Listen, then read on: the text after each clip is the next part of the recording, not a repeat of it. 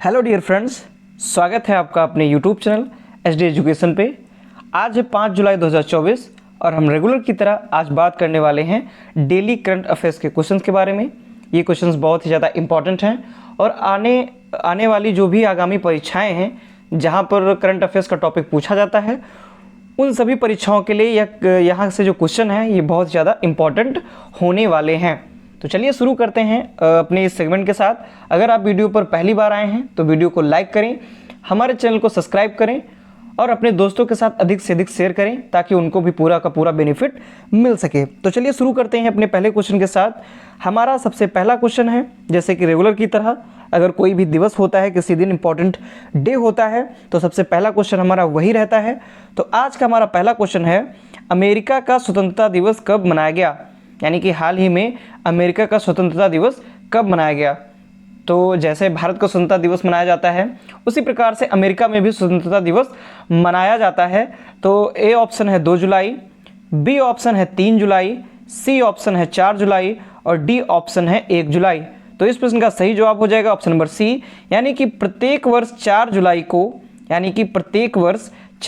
को अमेरिका का स्वतंत्रता दिवस मनाया जाता है। तो आप ये सोच के थोड़ा सोच में पड़ गए होंगे ये देखकर कि अमेरिका स्वतंत्र हुआ।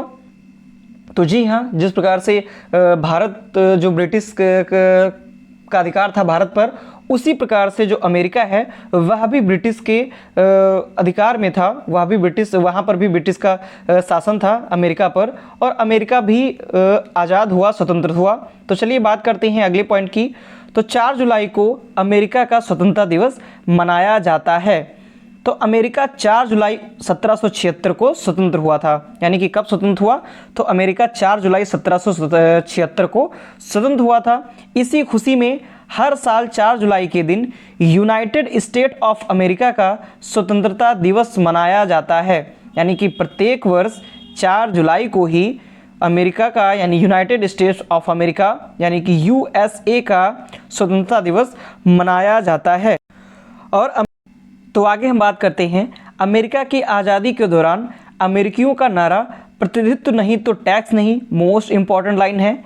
जो परीक्षाएं होती हैं एसएससी से रिलेटेड हो गई या यूपीएससी से रिलेटेड परीक्षाएं अगर होती हैं तो उनमें यह पूछ लिया जाता है कि अमेरिका की आज़ादी के समय अमेरिकियों का नारा क्या था? तो नारा था प्रतिनिधित्व नहीं तो टैक्स नहीं या प्रतिनिधित्व नहीं तो कर नहीं। ये अमेरिकियों का नारा था। मोस्ट इंपॉर्टेंट ये लाइन है। बढ़ते हैं अपने अगले प्रश्न की ओर। हमारा अगला प्रश्न है, तो अगला प्रश्न है भारत और मंगोलिया के बीच संयुक्त सैन्य अभ्यास का क्या नाम है जिसका 16वां संस्करण जुलाई 2024 में आयोजित किया गया था? यानी कि किया गया है या किया गया था। तो बात करें, भारत और मंगोलिया के बीच एक संयुक्त सैन्य अभ्यास आयोजित किया जाता है जिसका अभी हाल ही में 16वां संस्करण आयोजित किया गया। तो ये कौन सा सैन्य अभ्यास, इसका नाम क्या है? तो ए ऑप्शन है operation desert storm, B option है exercise nomadic elephant, C option है युद्ध अभ्यास, डी ऑप्शन है ऑपरेशन ब्लू स्टार। तो इस प्रश्न का सही जवाब हो जाएगा ऑप्शन नंबर बी, यानी कि एक्सरसाइज नोमैडिक एलिफेंट नाम से भारत और मंगोलिया के बीच एक संयुक्त सैन्य अभ्यास किया जाता है। आगे अगर हम बात करें तो कुछ पॉइंट्स की बात करें तो भारत और मंगोलिया का जो संयुक्त सैन्य अभ्यास है एक्सरसाइज नोमैडिक एलिफेंट, इसका 16वां संस्करण 3 जुलाई 2024 को उमरोई मेघालय में विदेशी प्रशिक्षण नोड में शुरू हुआ। यानी इसका आयोजन हुआ कहाँ? तो इसका आयोजन उमरोई मेघालय में हुआ। और कब हुआ? तो 3 जुलाई 2024 को हुआ। संस्करण इसका कौन था? तो 16वां इसका संस्करण था। यह अभ्यास 3 जुलाई से 16 जुलाई 2024 तक निर्धारित है। यानी कि 3 जुलाई से लेकर के 16 जुलाई तक यह जो अभ्यास है यह होगा। अगर पिछले संस्करण की बात की जाए तो पिछला संस्करण जुलाई 2023 में मंगोलिया में आयोजित किया गया था। यानी कि इससे पहले वाला तो जो 2023 में हुआ था वह मंगोलिया में आयोजित किया गया था। और इस वर्ष का जो जुलाई में हो रहा है अभ्यास, संयुक्त सैन्य अभ्यास, यह भारत में मेघालय के उमरोई में आयोजित किया जा रहा है जो कि 3 जुलाई से 16 जुलाई तक यह होगा। अगले पॉइंट की तरफ हम बढ़ेंगे, अगले क्वेश्चन की तरफ बढ़ेंगे। तो किस देश ने जालसाजी से निपटने के लिए सबसे पहले अपनी मुद्रा पर त्रिआयामी होलोग्राफ तकनीकी शामिल की? यानी कि इस जालसाजी का मतलब जो नोट होते हैं, नकली नोट बनाने वाले जो होते हैं, इन सभी चीज़ों से निपटने के लिए ऐसा कौन सा देश है जिसने सबसे पहले अपनी मुद्रा पर या अपने नोटों पर त्रिआयामी होलोग्राफ तकनीकी शामिल की है? तो ए ऑप्शन है संयुक्त राज्य अमेरिका, बी ऑप्शन है जापान, सी ऑप्शन है जर्मनी और डी ऑप्शन है कनाडा।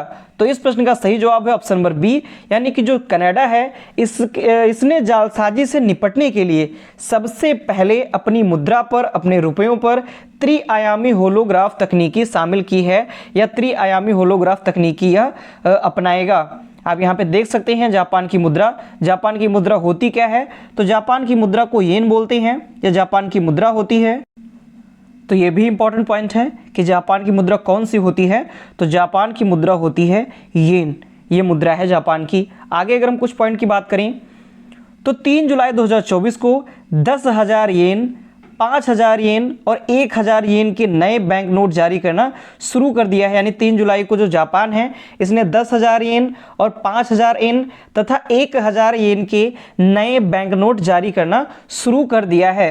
और नए नोटों में जालसाजी से निपटने के लिए इसने त्रिआयामी जो होलोग्राम होता है उसकी तकनीकी की सुविधा की है, जो किसी भी देश की मुद्रा पर इस तरह का पहला प्रयोग है। यानी कि इस होलोग्राम के द्वारा यह पता चल पाएगा कि किस प्रकार की जालसाजी हो रही है, नकली नोट कौन से हैं और जो नोट है इनका किस तरह से इस्तेमाल किया जा रहा है। इन सभी बातों को इससे जानकारी मिलेगी त्रिआयामी होलोग्राम के द्वारा। और ऐसा करने वाला जो भारत, जो जापान है, यह पहला देश बन गया है। जापान के वित्त मंत्री की बात की जाए तो वर्तमान में जापान के वित्त मंत्री हैं सुनुची सुजुकी। ये जापान के वित्त मंत्री हैं, मोस्ट इंपॉर्टेंट है क्योंकि जापान नोटों को लेकर के इस समय सुर्खियों में है, चर्चा में है। तो जापान के वित्त मंत्री का नाम पूछा जा सकता है परीक्षा में, तो इनके वित्त मंत्री है सुनुची सुजुकी, ये यहाँ के वित्त मंत्री। तो अगला प्रश्न है हमारा, जुलाई 2024 में राष्ट्रीय चिकित्सा आयोग का अध्यक्ष किसे नियुक्त किया गया है? तो ए ऑप्शन है संजय बिहारी, बी ऑप्शन है doctor B N Gangadhar, C option है डॉक्टर रमेश कुमार और डी ऑप्शन है डॉक्टर अनिल मेहता। तो इस प्रश्न का सही जवाब है ऑप्शन नंबर बी, यानी कि डॉक्टर बी एन गंगाधर जो हैं ये राष्ट्रीय चिकित्सा आयोग के नए अध्यक्ष नियुक्त किए गए हैं। आगे अगर हम बात करते हैं तो यहाँ पर आप आर्टिकल में भी देख सकते हैं कि doctor B N Gangadhar named as chairperson of the National Medical Commission, या आप यहाँ पर राष्ट्रीय आयुर्विज्ञान आयोग या नेशनल मेडिकल कमीशन को भी देख सकते हैं। और अगले आर्टिकल में ये डॉक्टर बी एन गंगाधर हैं, इनको ही चेयरमैन बनाया गया है। किसका? नेशनल मेडिकल कमीशन का इनको चेयरमैन बनाया गया है। बात करें तो डॉक्टर बी एन गंगाधर को 4 साल की अवधि के लिए राष्ट्रीय चिकित्सा आयोग का अध्यक्ष नियुक्त किया गया है। यह पहले medical assessment and rating board के अध्यक्ष थे, यानी कि इससे पहले ये कहाँ पर नियुक्त थे? तो इससे पहले ये medical assessment and rating board में ये अध्यक्ष थे। फिर नेक्स्ट पॉइंट की अगर हम बात करें तो Shri Chitra Tirunal institute for medical sciences and technology Thiruvananthapuram के निदेशक डॉक्टर संजय बिहारी को medical assessment and rating board का नया अध्यक्ष नियुक्त किया गया है। यानी कि जो बी एन गंगाधर हैं ये पहले medical assessment and rating board के अध्यक्ष थे, लेकिन अब इनको राष्ट्रीय चिकित्सा आयोग का अध्यक्ष नियुक्त किया गया है। तो इनके स्थान पर, यानी कि अब जो medical assessment and rating board का जो पद था वह खाली हो गया था, तो इस पद पर डॉक्टर संजय बिहारी को नियुक्त किया गया है एज ए अध्यक्ष। यानी कि इनको अध्यक्ष किसको नियुक्त किया गया है असेसमेंट एंड रेटिंग बोर्ड पर? तो डॉक्टर जो संजय बिहारी हैं इनको medical assessment and rating board का नया अध्यक्ष नियुक्त किया गया है। तो इस प्रकार आप एक क्वेश्चन में 2 क्वेश्चन भी देख सकते हैं, यानी कि यहाँ पर 2 क्वेश्चन हैं। पहला, राष्ट्रीय चिकित्सा आयोग के अध्यक्ष नियुक्त किए गए हैं बी एन गंगाधर को, और दूसरा medical assessment and rating board के अध्यक्ष नियुक्त किए गए हैं डॉक्टर संजय बिहारी। तो बढ़ते हैं अपने अगले प्रश्न की तरफ। हमारा अगला प्रश्न है, हाल ही में किस राज्य में ग्वाला दिवस मनाया गया? ए ऑप्शन है मणिपुर, बी ऑप्शन है सिक्किम, सी ऑप्शन है अरुणाचल प्रदेश और डी ऑप्शन है राजस्थान। तो इस प्रश्न का सही जवाब हो जाएगा ऑप्शन नंबर बी, यानी कि सिक्किम राज्य में ग्वाला दिवस मनाया गया है। जो सिक्किम राज्य है वहाँ पर ग्वाला दिवस नाम से एक कार्यक्रम आयोजित किया गया है या ग्वाला दिवस मनाया गया है। आगे अगर हम बात करें तो सिक्किम राज्य के दुग्ध उत्पादकों को सम्मानित करते हुए 1 जुलाई को ग्वाला दिवस मनाया गया। यानी कि सिक्किम राज्य के जो दुग्ध उत्पादक हैं, जो भी मिल्क प्रोडक्शन का काम करते हैं, दूध उत्पादन का काम करते हैं, उनको सम्मानित करते हुए 1 जुलाई को ग्वाला दिवस मनाया गया। राज्यपाल जो आचार्य हैं, इन्होंने दुग्ध उत्पादकों को सशक्त बनाने और ग्रामीण अर्थव्यवस्था को मजबूत करने के लिए इस पहल की प्रशंसा करते हुए उच्च गुणवत्ता वाले डेयरी उत्पाद प्रदान करने के लिए किसानों के समर्पण को स्वीकार किया है। यानी कि बात की जाए तो सिक्किम राज्य में दुग्ध उत्पादकों को सम्मानित करते हुए 1 जुलाई को ग्वाला दिवस मनाया गया। और वहाँ के जो राज्यपाल हैं, उन्होंने क्या किया कि जो दुग्ध उत्पादक होते हैं, इनको सशक्त बनाने के लिए और ग्रामीण अर्थव्यवस्था जो होती है, क्योंकि जो दुग्ध उत्पादक होते हैं ज़्यादातर ग्रामीण क्षेत्रों में पाए जाते हैं, तो ग्रामीण जो अर्थव्यवस्था है उसको मजबूत करने के लिए इस पहल की प्रशंसा की और इस पहल की शुरुआत की।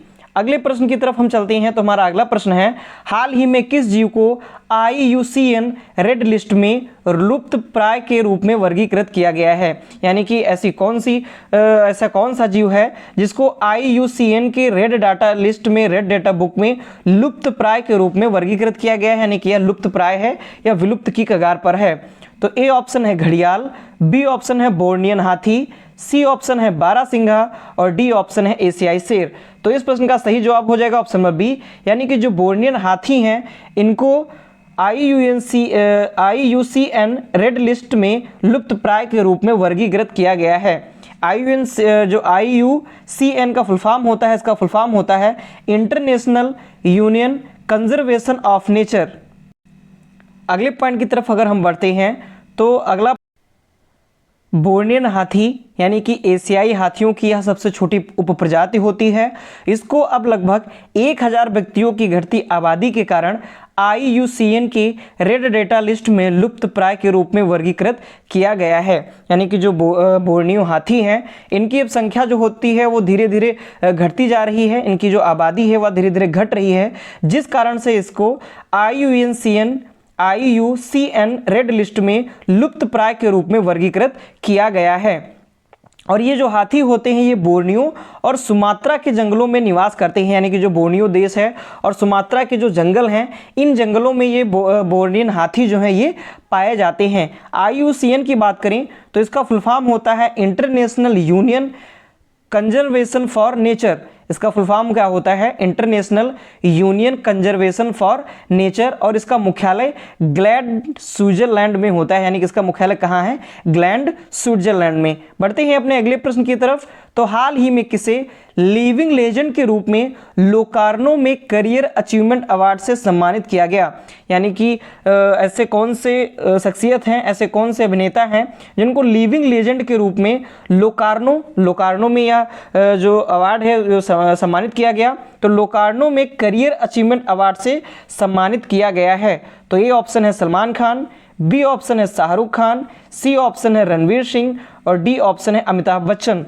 तो इस प्रश्न का सही जवाब हो जाएगा ऑप्शन नंबर बी, यानी कि शाहरुख खान को लिविंग लेजेंड के रूप में लोकार्नो में करियर अचीवमेंट अवार्ड से सम्मानित किया गया। आप यहाँ पे देख भी सकते हैं आर्टिकल में। आगे बात करें तो सुपरस्टार जो शाहरुख खान है, इनको लोकार्नो फिल्म फेस्टिवल, यानी कि लोकार्नो में एक फिल्म फेस्टिवल आयोजित किया गया। तो लोकार्नो फिल्म फेस्टिवल में 77वें संस्करण में, यानी इसका 77वां संस्करण था और करियर अचीवमेंट सम्मान से इनको सम्मानित किया गया। यह जो है यानी कि जो शाहरुख खान है, यह Pardo alla Carriera Ascona Locarno Tourism से सम्मानित होने वाले पहले भारतीय व्यक्तित्व भी हैं। यानी कि ये ऐसा सम्मान पाने वाले ये पहले भारतीय हैं। बढ़ते हैं अपने अगले प्रश्न की तरफ। तो हमारा अगला प्रश्न है, हाल ही में कौन सबसे संपूर्ण जीव जंतुओं की सूची तैयार करने वाला पहला देश बन गया है?